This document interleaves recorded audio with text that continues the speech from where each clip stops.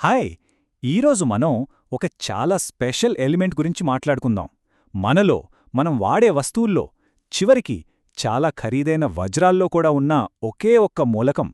అదే carbon. So, దాని amazing వరల్డ్లోకి వెళ్ళిపోదామా? చూడండి, మన చుట్టూ ఉన్న ప్రాణం నుంచి, మనం రాసుకునే పెన్సిల్ వరకు, అండ్ చాలా విలువైన వజ్రం వరకు అన్నిట్లోనూ ఉండేది ఒకే ఒక ఎలిమెంట్. వినడానికి కొంచెం ఆశ్చర్యంగా ఉంది కదా? అదే కార్బన్ స్పెషాలిటీ అన్నమాట. మరి కెమిస్ట్రీలో కార్బన్ని ఒక సూపర్ స్టార్ అని ఎందుకంటారో ఇప్పుడు చూద్దాం. అసలు ఏ క్వాలిటీస్ దాన్ని అంత స్పెషల్గా మార్చాయో తెలుసుకుందాం రండి. సరే, ఫస్ట్ బేసిక్స్ చూసేద్దాం. కార్బన్ అనేది ఒక నాన్ మెటల్, అంటే అలోహం. ఇది పీరియాడిక్ టేబుల్లో 4A గ్రూప్కి చెందింది. ఇప్పుడు అసలు విషయమేంటంటే, దాని బయటి కక్షలో 4 ఎలక్ట్రాన్లుంటాయి. దీన్నే మనం టెట్రావాలెన్సీ అంటాం. ఈ 4 అనే నంబరే కార్బన్కున్న అసలైన పవర్. ఈ 4 ఎలక్ట్రాన్ల వల్లే అది తనలాంటి వేరే కార్బన్ అణువులతో గాని లేదా ఇతర మూలకాలతో గాని ఒకేసారి 4 strong covalent bonds ఏర్పరచగలదు.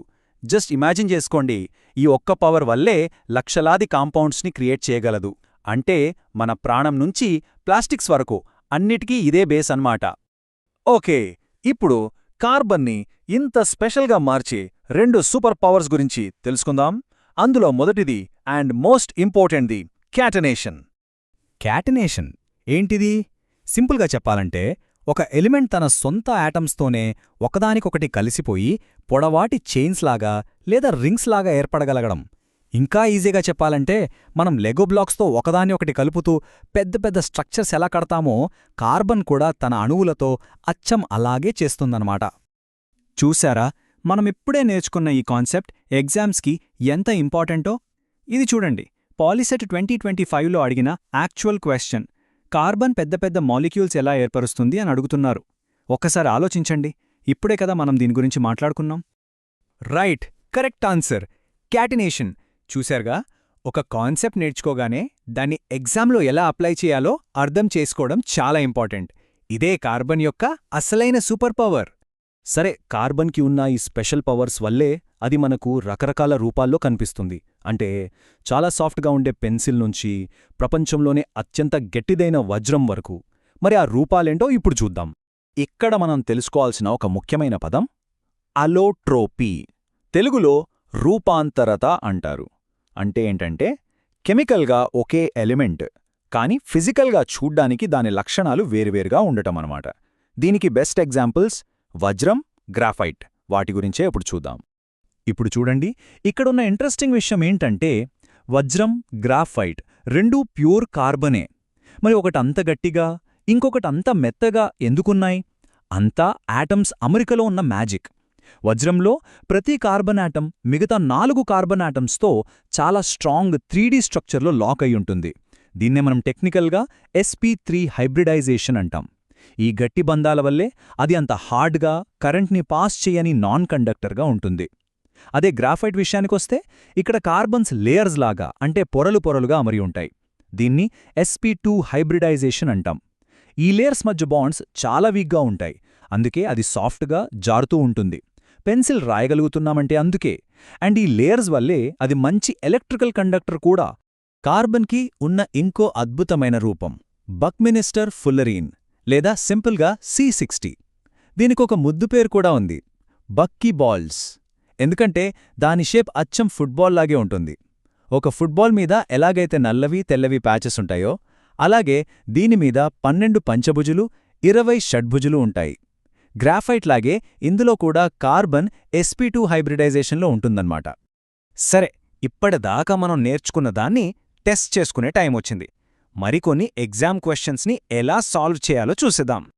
Okay, question చూడండి. కింది వాటిలో ఏది అస్ఫటిక రూపాంతరం, అంటే అమార్ఫస్ అల్లోట్రోప్ కాదు? ఇక్కడ 2 పదాలున్నాయి, క్రిస్టలైన్, అమార్ఫస్. క్రిస్టలైన్ అంటే యాటమ్స్ అన్నీ ఒక పర్ఫెక్ట్ ఆర్డర్లో వజ్రంలాగా అమరి ఉండటం. అమార్ఫస్ అంటే యాటమ్స్కి ఒక ఆర్డర్ అంటూ ఏమీ ఉండదు, ఇష్టం వచ్చినట్టుంటాయి, బొగ్గులాగా. సో ఈ ఆప్షన్స్లో ఏది అమార్ఫస్ కాదు? కరెక్ట్ ఆన్సర్ వజ్రం. ఎందుకంటే బొగ్గు, కోక్, జంతు చార్కోల్ ఇవన్నీ ఎమార్ఫస్ రూపాలు. వాటిలో యాటమ్స్కి ఒక పర్టిక్యులర్ అరేంజ్మెంట్ ఉండదు, కానీ వజ్రానికి మాత్రం చాలా పర్ఫెక్ట్ ఆర్గనైజ్డ్ క్రిస్టల్ స్ట్రక్చర్ ఉంటుంది. అందుకే అదే మన ఆన్సర్. Next question.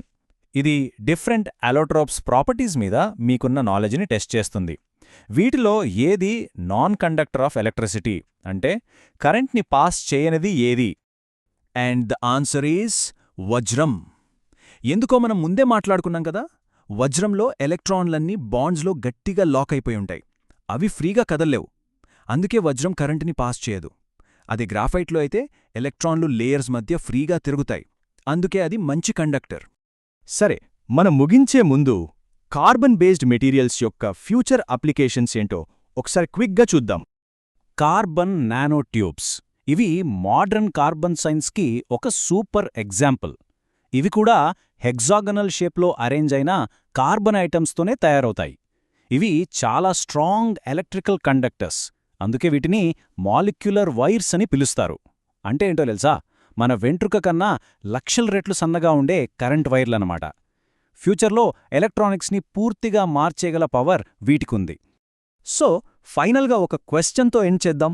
కార్బన్కి ఇంత వర్సటైలిటీ, ఇన్ని రూపాలు, ఇన్ని లక్షణాలు ఉన్నప్పుడు ఈ కార్బన్ నానోట్యూబ్స్ లాంటి మెటీరియల్స్ ఫ్యూచర్లో మన ప్రపంచంలో ఉన్న ఏ పెద్ద ప్రాబ్లమ్స్ని సాల్వ్ చేయగలవో అంటారు? ఆలోచించండి.